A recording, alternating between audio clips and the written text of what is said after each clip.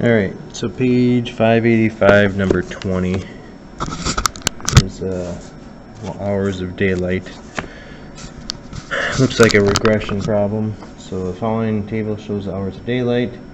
Find the sine regression function. So the calculator, TI-85 or TI-84, TI-83, those will calculate regressions. You could also do Desmos. But we're looking for a sine regression.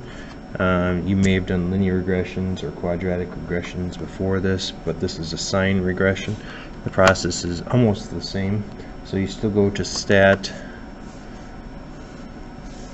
Edit, and in this problem we've got number of days in the hours of daylight. That's your independent variable, that's your dependent variable. It says let x equals 1 represent January 1st, and then the period is 365.25. So if that's January 1st, is February 1st 2? No, it's 32. So it's going up by the number of days. Days number, not month number. So we enter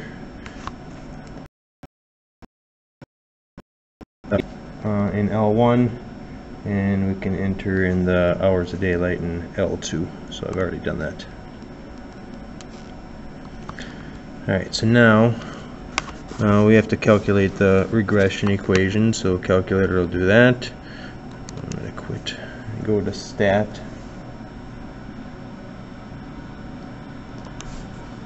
And then calculate. And we've got all kinds of statistics we can do, lots of regressions. Natural log regression, power, logistic, there's your sine regression. So hit enter. Iterations, I'll just call that 1. X list, Y list, yeah, L1, L2 are by default in there. The period, we were told to use 365.25.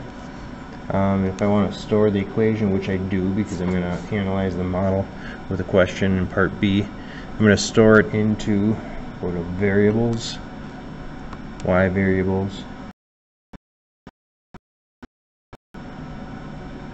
Variables, Y variables, and then function, and we'll put it in Y1.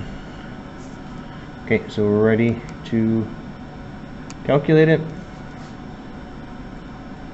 and there's our equation. So A is 2.1, so it's going to be Y equals 2.1 sine of 0.017 x plus or minus 1.39, etc. So we have our equation. If we go to Y equals, we see that the calculator dumped it into Y1, which we asked it to do.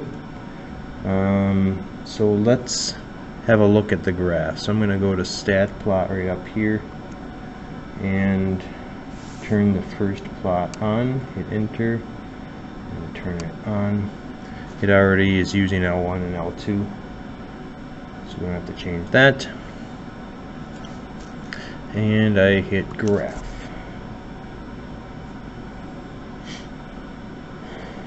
Alright, so the first order pair is 1, 10.3. That's not even on the screen. So we can manipulate the dimensions with window if we want to.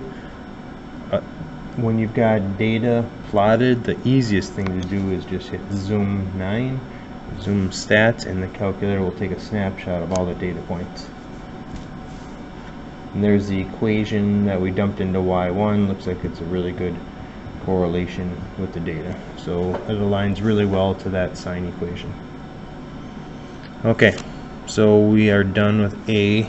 B says to use your formula, figure out the hours of daylight in Charleston on June 21st. They even tell us what day number is, 173.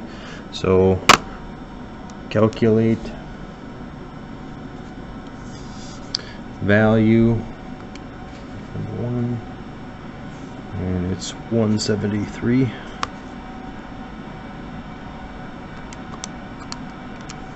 And it'll tell us the 14.28 hours of daylight